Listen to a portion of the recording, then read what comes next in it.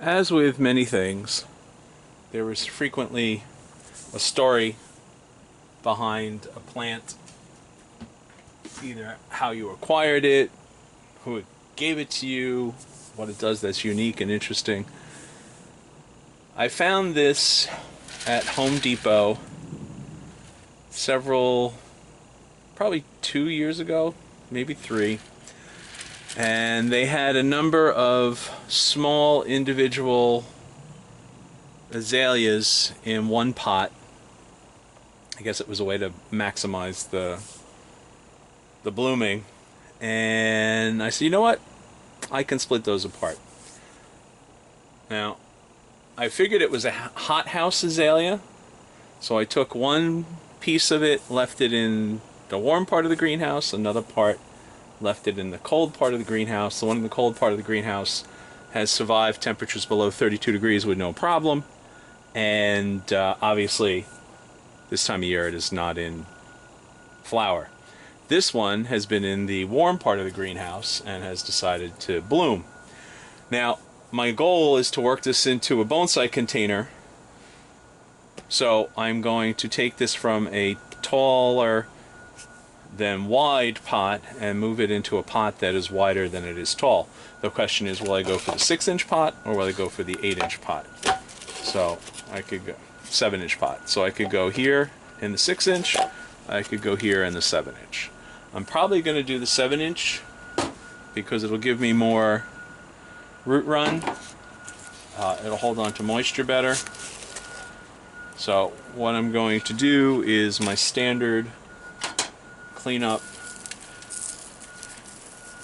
the roots. Now, azaleas are not known for having phenomenal surface roots like you would get on a trident maple. They tend to have a much more fibrous root mass, and azaleas are dependent upon a relationship with a mycorrhiza in the soil, or maybe more than one, in order to survive.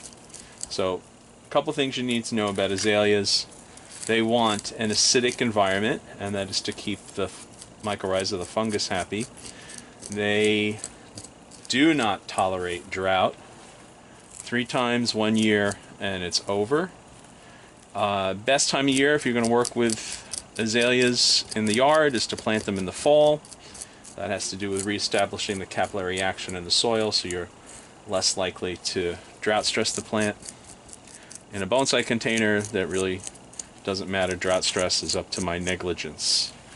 Alright, so as I work my way up the tree, thinking long term where I might have a design, I know that this is not going to be part of my design. I'm fairly certain that I won't use that as part of my design. Probably won't use that, but don't know yet. Not going to use that. And probably not going to use that one in the back. Now, azaleas are basal dominant plants, which means their vigor is down here close to the roots, which is why you will frequently see little guys popping up from the base. If they're in a good spot, you can take advantage of them, do it. I'm going to leave these two for one more season because I don't know if you can see what's happening here, but the trunk is fattening where those two pieces connect. So I'm going to leave that for a season or two, see if that'll help me bulk up the base of the tree. Now you can see here the outline from the old container it was in, the old root ball. So we'll try and break that edge down. And like I said, you're not going to find great surface roots. Here's the beginning of one. Alright, now what I need to do is shorten the root ball, because my whole goal is to get it low so that it'll fit nicely in a bonsai container. And the shallower you make your bonsai container, the bigger the tree is going to look. And I'm guessing from last year that it didn't have a chance to fill the entire pot, but it did a pretty good job. So I'm going to saw off the bottom. You can see the old original root ball in there. I'm going to think about a planting angle, so I'm already thinking about that. So, shave the roots on an angle, and then what I'm going to do is I'm going to break down that edge when I pot it up. Now, the mix I'm using is a mix that's high in organic components. The only thing that's inorganic in here is sand and micronutrients. I want to get that a little bit lower in the pot.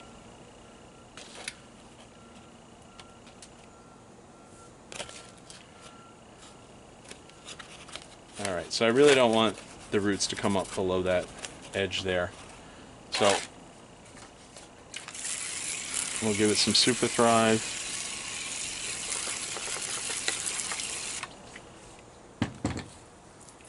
And then we're going to nestle it in. I already had the mound, pushed it out of the way, or incorporated it, however you want to think about it. Nestling it down in. Now I'm going to break the edges of the old root ball and try and tease them into a lower position with the fresh planting mix. I think that's what we're going to call it from now on, planting mix.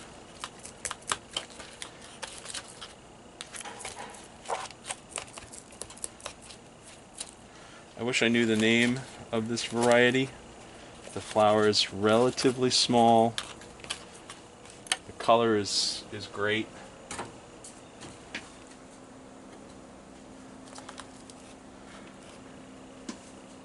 And after having listened to Owen Reich's lecture on azaleas many years ago at a meeting of the Bonsai Society of Greater New York, I'm going to exclusively feed this with organic fertilizer. Now, if you go look, you'll see I made a series of videos on how to produce your own organic fertilizer. You can take that formula and tweak it any way you want. You can do a flowering version, you can do a green growth version, you could do 100% balanced, although I do not like the phrase balanced fertilizer, because what's it balanced for? When I make a fertilizer that's for pushing green growth, it's balanced for green growth. If I'm trying to push flowers, then it's balanced for flowers. So I really don't know what people mean when they say balanced fertilizer, and because it has even numbers.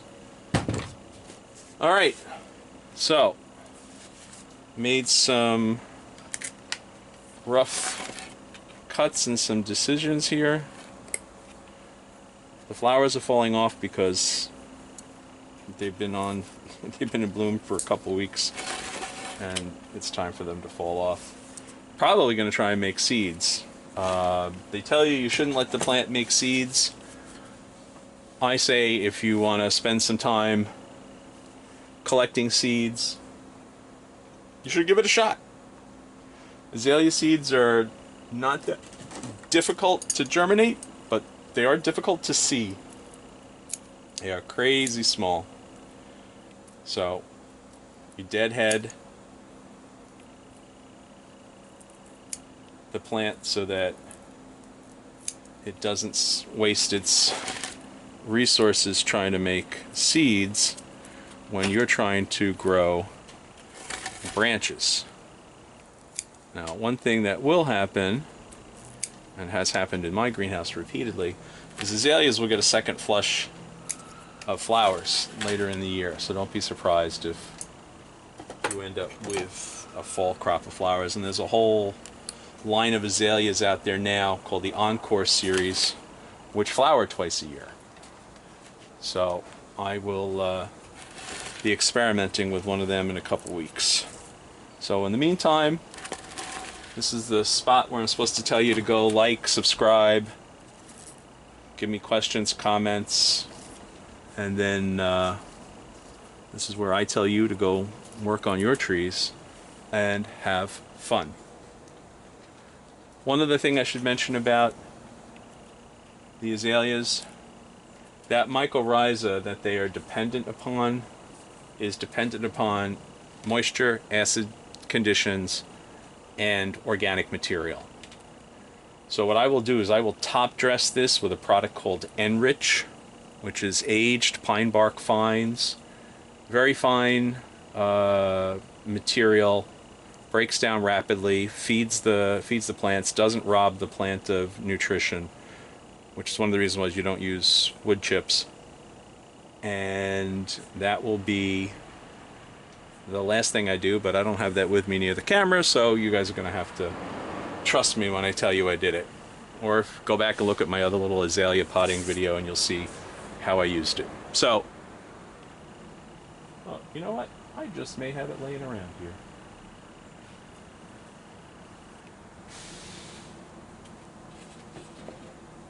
Well, I lied. I don't have it handy. So, like, subscribe, comments, questions, but most importantly, go play with your trees.